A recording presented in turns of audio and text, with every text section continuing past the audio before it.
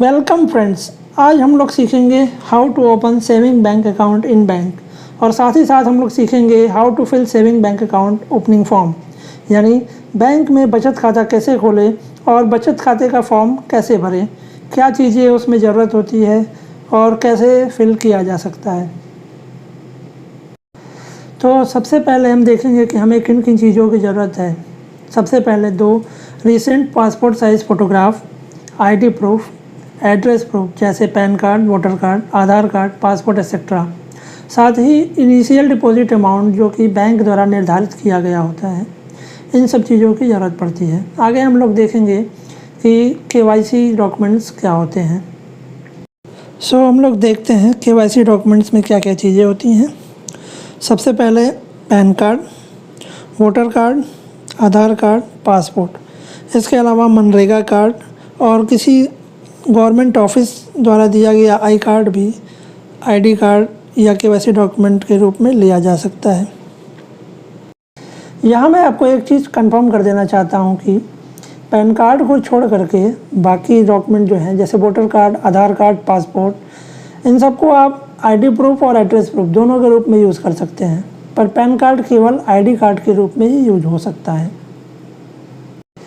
वैसे सभी बैंकों में प्रोसीजर सेम होता है और मैंने एग्जांपल के लिए बैंक ऑफ बड़ौदा को सिलेक्ट किया है। हम बैंक ऑफ बड़ौदा के माध्यम से देखेंगे कि कैसे हम जो है सेविंग बैंक अकाउंट खोल सकते हैं। और जैसा कि आप देख पा रहे हैं, इस समय मैं बैंक ऑफ बड़ौदा की वेबसाइट पे हूँ, उसके होम पेज पे हूँ। यहाँ हम देखेंगे कि सेविंग बैंक अकाउंट कैसे डाउनलोड कर सकते हैं ऑनलाइन और उसको फिल करके जो है बैंक में जमा किया जा सकता है। इसके लिए हम लोग स्क्रॉल करके नीचे आएंगे, यहाँ डाउनलोड फॉर्म सेक्शन पे क्लिक करेंगे।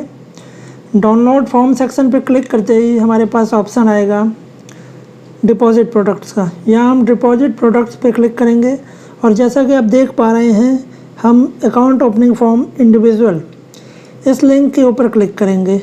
इस लिंक के ऊपर क्लिक करने से हमारा जो फॉर्म है वो डाउनलोड सेक्शन में चला जाएगा और डाउनलोड हो जाएगा। अब हम लोग आगे देखेंगे कि डाउनलोडेड फॉर्म को ओपन करके हम कैसे फिल कर सकते हैं। फ्रेंड्स, जैसा कि हम लोग देख पा रहे हैं, हम लोग के सामने बैंक ऑफ बड़ौदा का अकाउंट ओपनिंग फॉर्म खुल चुका है। यहाँ हम लोग देखेंगे कि क्या क्या फील्ड्स हैं जो कंपलसरी होते हैं, जैसे कि ब्रांच नेम, डेट, और साथ ही साथ आगे बढ़ेंगे तो देखेंगे अकाउंट नंबर और branch alpha code, scheme code, इन सब का कॉलम है, पर हमको सिर्फ ब्रांच नेम और डेट ये फिल करना है। साथ ही हमको बताना है कि हम कौन सा अकाउंट खोलना चाहते हैं। हम यहाँ टिक करेंगे सेविंग बैंक अकाउंट के ऊपर। सेविंग बैंक अकाउंट पे टिक करने के बाद हम अगले सेक्शन में जाएंगे जिसका नाम है full name in capital letter. इसमें फर्स्ट नेम, मिडिल नेम और लास्ट नेम इसी क्रम में जो है डालना है। साथ ही जेंडर आगे है, जेंडर पे हम लोग टिक करेंगे मेल या फीमेल। जो हमारा नेक्स्ट फील्ड है वो है डेट ऑफ बर्थ का। डेट ऑफ बर्थ में हम लोग देखते हैं क्या क्या चीज़ें हैं। इसमें हमें डेट ऑफ बर्थ को DDMM YYYY फॉर्मेट में डालना है, यानी कि डेट, मंथ और ईयर इस फॉर्मेट में डालना है। साथ ही अगर पैन कार्ड अवेलेबल है आपके पास तो पैन कार्ड का डिटेल यानी कि पैन कार्ड नंबर यहाँ डालेंगे, और अगर नहीं है तो आपको फॉर्म 60 या 61 अटैच करना है।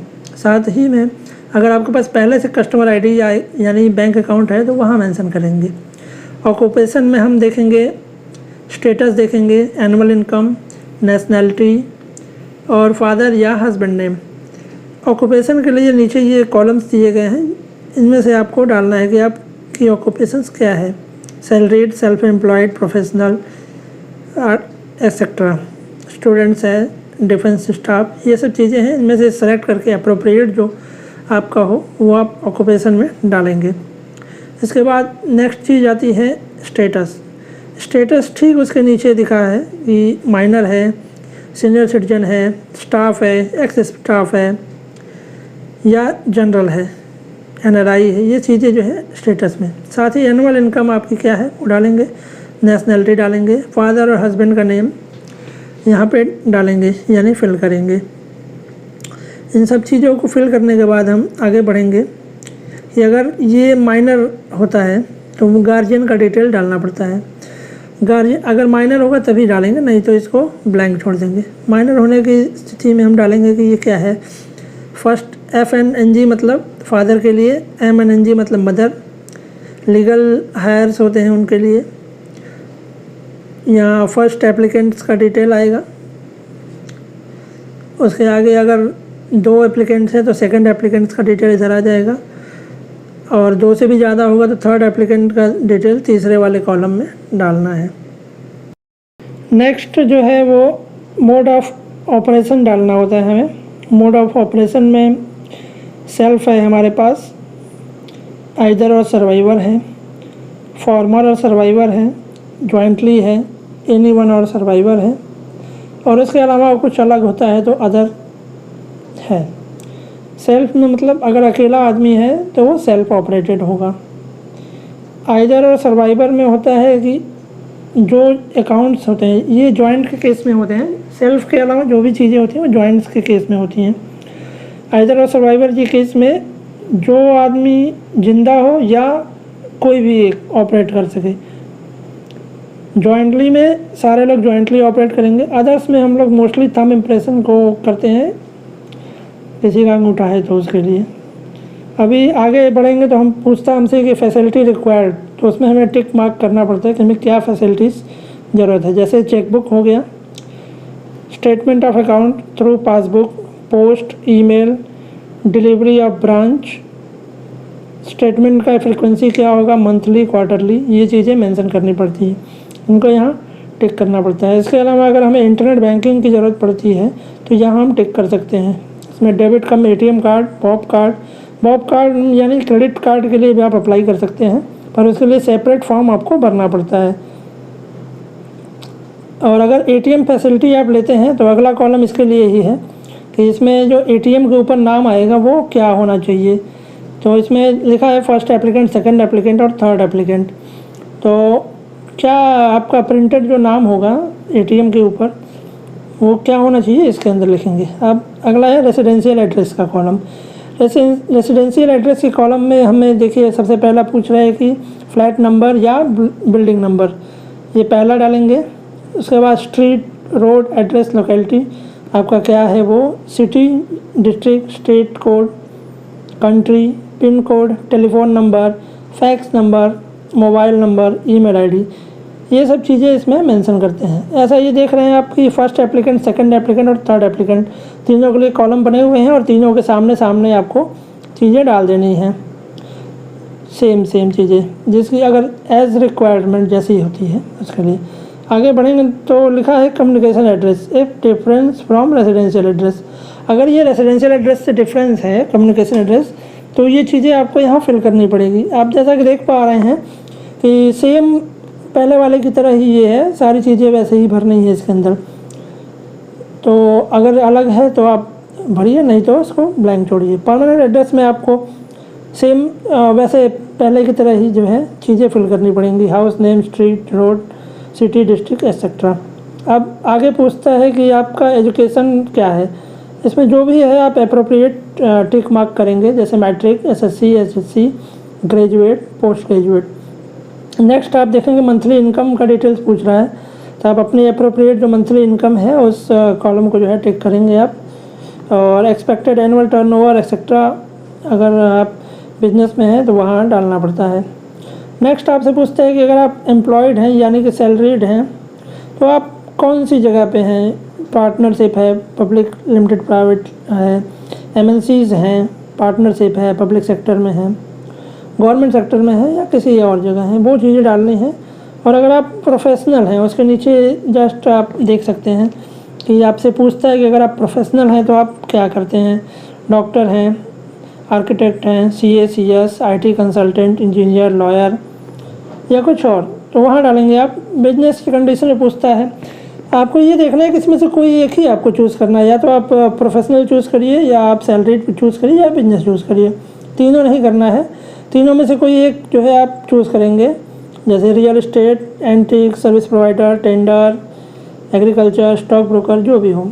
और यहाँ पे हमें टिक करना है कि हमें क्या क्या चीज़ें चाहिए, और हमने कोई जो है और जगह पे जो है कोई लोन फैसिलिटी वगैरह नहीं ले रखी है। और अगर ले रखी है तो उसको यहाँ मेंशन करेंगे।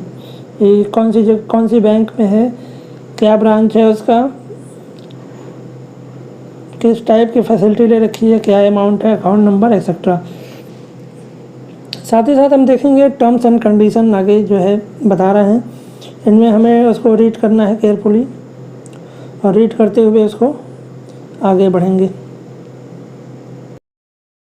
Terms and condition and declaration, इसमें बैंक बोलता है कि जो है आप अप्रोप्रिएट जगह पर टिक करिए और ये बताता है कि हमें क्या चीज़ें बैंक प्रोवाइड करेगा और क्या चीज़ों के लिए हमें बाइंड करता है बैंक। इस सब को पढ़ने के बाद सिग्नेचर के लिए जगह है यहाँ, 3 लोगों के लिए जगह है। अगर आप सिंगली अकाउंट खोल रहे हैं तो आपको केवल एक जगह पे ही सिग्नेचर करना है, और अगर एक से ज़्यादा लोग अकाउंट खोल रहे हैं, 2 लोग खोल रहे हैं तो दोनों लोग को साइन करना है, और मैक्सिमम 3 लोग जो है अकाउंट ऑपरेट कर सकते हैं। और अभी पूछता है इसके बाद कि इंट्रोडक्शन एग्जिस्टिंग अकाउंट होल्डर से चाहिए हमें, तो इंट्रोडक्शन आप करा सकते हैं, और मोस्ट ऑफ केसेस में अभी एग्जम्प्टेड चल रहा है कि ज़रूरत नहीं है कराने की, पर कभी कभी बैंक्स जो है मांग लेते हैं। तो यहाँ पे आपको account number, date of opening, customer ID etcetera डालने के बाद यहाँ जो है इंट्रोड्यूसर का नाम आएगा, वो अपना नाम लिखेगा और वो आपको कितने महीने या कितने सालों से जानता है यहाँ फिल करेंगे। फिल करने के बाद डेट डालेंगे आप, डेट कौन सी डेट को वो आपको इंट्रोड्यूस कर रहा है, और इंट्रोड्यूसर का सिग्नेचर यहाँ आएगा। ये चीज़ें आप जो है डाल सकते हैं। अब जो नेक्स्ट चीज़ है यहाँ टाइटल ऑफ द अकाउंट, यानी कि जो अकाउंट होल्डर का नाम है, फर्स्ट होल्डर का उसका नाम आएगा। स्पेसिमेन सिग्नेचर आपको यहाँ करना है, जैसा सिग्नेचर आपने ऊपर किया था सेम वैसा ही सिग्नेचर यहाँ करना है, और फोटोग्राफ आपको रिसेंटली जो आपने खिंचवाई होगी वो यहाँ लगाना है। अगर एक से ज़्यादा अकाउंट होल्डर होते हैं तो आप सेकंड जो फ़ोटोग्राफ की जगह है वहाँ सेकंड अकाउंट होल्डर का फ़ोटोग्राफ लगाएंगे और सिग्नेचर कराएंगे। ऐसे ही 3 का आप करा सकते हैं। ये कराने के बाद जो है ये सब सारी चीज़ें फिल करने के बाद अगला सेक्शन हम देख सकते हैं नॉमिनेशन फॉर्म का है। नॉमिनेशन फॉर्म में हम अपना नॉमिनेशन डिक्लेयर कर सकते हैं कि हम अपने नॉमिनी किसको करेंगे। इसमें हम देख रहे हैं कि लिखा है I/V, इसमें आप अकाउंट होल्डर का नाम और एड्रेस मेंशन करेंगे, और साथ ही लिखा है कि बैंक ऑफ बड़ौदा की किस ब्रांच में ये नॉमिनेशन करना है, तो वो ब्रांच का नाम आप लिखेंगे जहां आप अकाउंट ओपन करना चाहते हैं। नेक्स्ट आपका डिपॉजिट सेक्शन का कॉलम है, इसमें आप नेचर ऑफ डिपॉजिट डालना है, आपको डिस्टिंग्विशन नंबर डालना है अगर कोई है तो, एडिशनल डिटेल्स कुछ है तो, और मेनली आपको नेम ऑफ नॉमिनी और एड्रेस ऑफ नॉमिनी डालना है, और डिपॉजिटर के साथ क्या रिलेशन है उसका वो डालना है, एज डालना है, और अगर नॉमिनी माइनर है तो उसका डेट ऑफ बर्थ डालना है। ये जो आप नेक्स्ट सेक्शन देख रहे हैं ये अगर नॉमिनी माइनर होता है तभी इस डिटेल्स को फिल करना है, नहीं तो इसको स्ट्राइक आउट यानी कि कट कर देना है, इसको फिल करने की ज़रूरत नहीं है। और अगर यदि नॉमिनी माइनर होता है तो ये चीज़ें उसको फिल करनी पड़ेंगी। यहाँ आपको बताना पड़ेगा उसका गार्डियन कौन है, क्या प्लेस और क्या डेट है, और यहाँ पे आपको थंब इम्प्रेशन के केस में विटनेस की ज़रूरत पड़ेगी, और अगर थंब इम्प्रेशन नहीं है तो विटनेस की कोई ज़रूरत नहीं है, और जो डिपॉजिटर है उसका सिग्नेचर या थंब इम्प्रेशन मेंशन करेंगे। अब आगे आप देख पा रहे हैं कि ये सारे जो है बैंक द्वारा फिल किए जाने वाली चीज़ें हैं।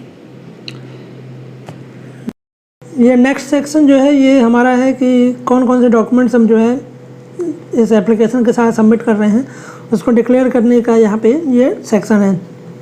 इसमें लिखा है for NRI applicants copy of passport must be submitted, यानी अगर आप NRI अकाउंट खोलना चाह रहे हैं तो आपको पासपोर्ट की कॉपी जमा करना कंपलसरी होता है। अदर केसेस में आपको जो मैंने KYC डॉक्यूमेंट्स बताए थे वो जमा करने हैं। इसमें आपको प्रूफ ऑफ आइडेंटिटी और एड्रेस प्रूफ ऑफ आइडेंटिटी डालना है। इसमें टाइप्स ऑफ डॉक्यूमेंट जैसे PAN card, voter card, Aadhaar card, passport, मनरेगा कार्ड एक्सेट्रा जो भी है यहाँ पे आप डिक्लेयर करेंगे। और ऐसा है कि इसमें आप टाइप ऑफ डॉक्यूमेंट में सेम एक ही डॉक्यूमेंट अगर डिपॉजिट कर रहे हैं तो जैसे आधार कार्ड, तो दोनों में आधार कार्ड आप डाल सकते हैं। साथ ही उसका डॉक्यूमेंट नंबर जैसे आधार कार्ड नंबर, पैन कार्ड के केस में पैन कार्ड नंबर, पासपोर्ट के केस में पासपोर्ट नंबर एक्सेट्रा जो है डालेंगे।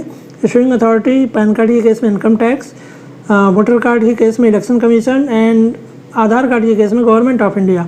ये होता है और कब इशू हुआ है वो डॉक्यूमेंट के ऊपर लिखा होता है, उसे आप डाल सकते हैं। नेक्स्ट सेक्शन हमारा लिख रहा है कि टू बी फिल्ड हुम डू नॉट हैव पैन। अगर आपके पास पैन कार्ड नहीं है तो आपको फॉर्म 60 या 61, in the case of agriculture 61 form fill होता है और अदर देन एग्रीकल्चर फॉर्म 60 पे टिक करना है हमको। यहाँ आगे लिखा हुआ है वेरिफिकेशन। वेरिफिकेशन में आपको अपना नाम डालना है। यहाँ आपको बताना है कि मैं इसको वेरीफाई कर रहा हूँ और कौन सी तारीख को वेरीफाई कर रहा हूँ, कौन से साल, डेट और प्लेस डाल करके सिग्नेचर ऑफ डिक्लेरेंट पे आपको साइन करना है। नेक्स्ट जो आप देखेंगे यहाँ पे लिखा है KYC identification document to be submitted by applicant, यानी कि आप इसमें से कोई भी एक डॉक्यूमेंट सबमिट करना है ईच केस में। तो आप यहाँ देख पा रहे हैं list of recent photo identification documents. पहला पासपोर्ट है, मस्ट फॉर NRI है, उसके लिए पासपोर्ट मस्ट है। आगे driving licence with photograph, voters ID, PAN card, government ID card, identity card, confirmation from employer, letter from recognized public authority और public servant verifying the identity photo of customer। आगे हम देख पा रहे हैं कि यहाँ लिखा हुआ है कि मैरिड वुमन के केस में अगर आप मैरिज सर्टिफिकेट प्रोड्यूस करते हैं तो उसके जो फादर के नाम वाला आइडेंटिटी प्रूफ है उसको भी आप एक्सेप्ट कर सकते हैं। आगे हम देख पा रहे हैं कि वो कौन सी चीज़ें हैं जिनको हम एड्रेस प्रूफ के रूप में सबमिट कर सकते हैं। इसमें passport, driving licence with address, voters identity card, telephone bill, electricity bill, ration card, bank account statement with address, income oblique wealth tax assessment order और लेटर फ्रॉम एम्प्लॉयर, ये सब चीज़ें हम ले सकते हैं। इसमें आधार कार्ड एक्सेट्रा चीज़ें आप डिपॉजिट कर सकते हैं as a address proof. Next जो सेक्शन है फॉर ऑफिस यूज़ लिखा है, ये सब चीज़ें आपको फिल करने की ज़रूरत नहीं है, इसको बैंक वाले खुद फिल करेंगे और जितनी चीज़ें मैंने ऊपर बताई वो फिल करके आप बैंक चले जाइए विथ ओरिजिनल। आपको ओरिजिनल वहाँ पे दिखाना पड़ेगा और इनिशियल डिपॉजिट जो है वो सबमिट करना पड़ेगा। सो अब आप अकाउंट ओपन करने के लिए तैयार हैं।